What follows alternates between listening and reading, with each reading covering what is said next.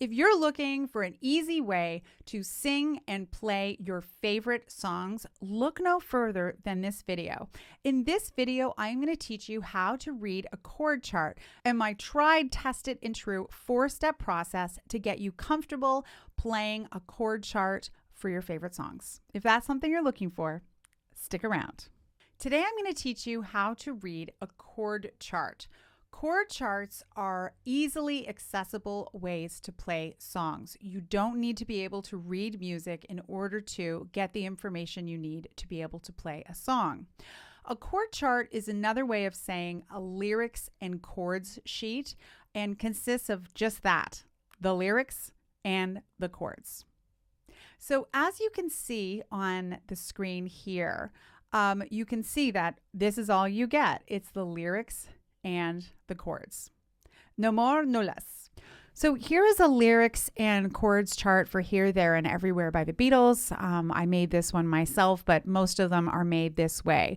You'll notice that the lyrics are here, and then above them, the chords are written. Now, it seems like this is kind of random where they're written, but it's actually showing you where to play the chord in relationship to the lyrics. So this is kind of what's genius about this. So what you would do with this one is you would play the G first, and then you would sing to lead, and then you play the B minor right where it says better. So you'd play G to lead a better life. Then you play this chord, the B flat. I need my love to be here. And then you'd play the A flat, minor 7, and then the D7. And so with most of these that you're going to find lying around here, then you play this one. Then you go making each day, play the chord of the year.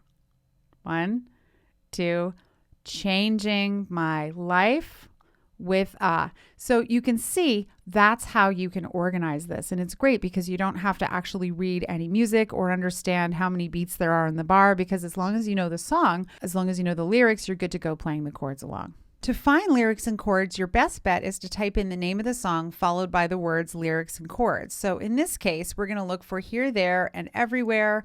And I'm just going to type lyrics and chords. And what's going to come up are like boatloads of these. Ultimate Guitar Tabs is usually a good one. And then I'm going to scroll down and have a look here. And here you go. So you can see where the chords are written in relationship to the melody. It's exactly the same one as I showed you that I did. That's very similar. And then with these ones, you can also transpose them and all of that. One thing that you want to be careful of is that sometimes these are written in guitar chords with a capo. And so you want to just double check to make sure that the chords you're playing are like that it's in the same exact key. So in this case, that is correct. So your first step is you're going to want to make sure that you can play all of the chords on the piano as easily as possible. Now, if you are not super secure in your major and minor triads, then I recommend that you go to this video first. It's part of my Piano for Singers series where I show you how to play all major and minor chords on piano. Super, super easy. And there's a link in that video where you can download a free printable that I made as a cheat sheet, which is fabulous. Our first step is to play through the chords to make sure we can actually play them. And so I'm just going to get you partway through the song just to demonstrate this. So let's take a look at an example here. I have a lyrics and chord sheets I put together for Here, There, and Everywhere by the Beatles. And what you're going to do is just play through the chords. So it's a G chord. It's an A minor chord. It's a B minor chord. It's a C major chord. Then it's back to G. Then it's A minor, then B minor, then C, etc. I recommend that you get in the habit of playing the chord in the right hand and the left hand playing the root of the chord, okay? And this is a great way of replicating that full band sound. So your left hand is functioning kind of as the bass player would, and your right hand is going to be the guitar player or the piano player. How meta. So G major, E minor, B minor, and then C. Okay? And you'll just practice just the chords for the whole song until you've got them organized really, really well and your hand knows where to go. For step 2, you're going to play the chords and sing at the same time. Okay.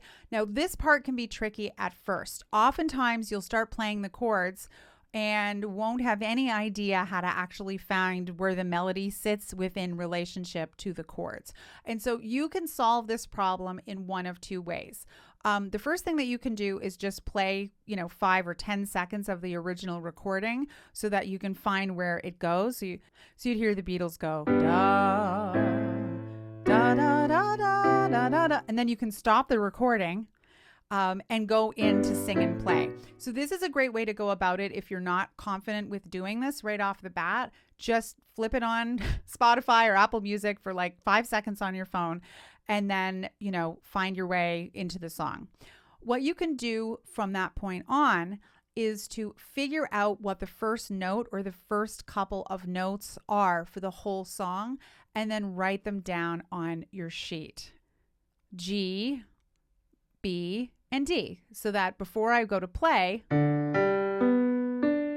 and then I know that the melody goes, to lead a better life. Do you see how I did that?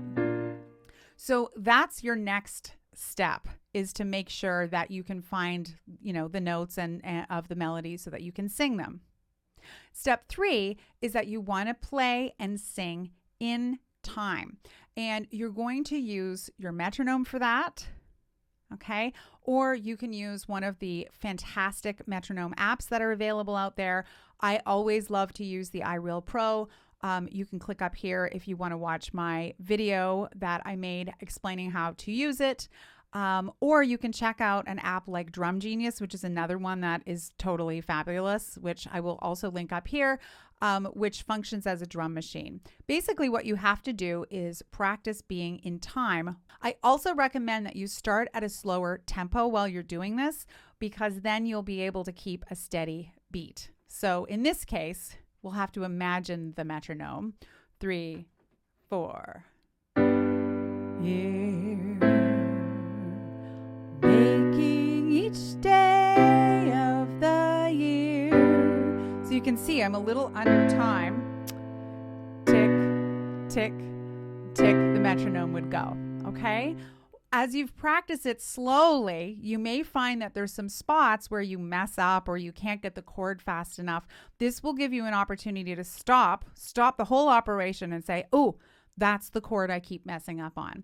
And so this is going to help you to work through the song a lot quicker than if you just keep playing it over and over and over again. Once you've worked the tempo up, then you are ready to play back again with the original recording. And this is so much fun to do.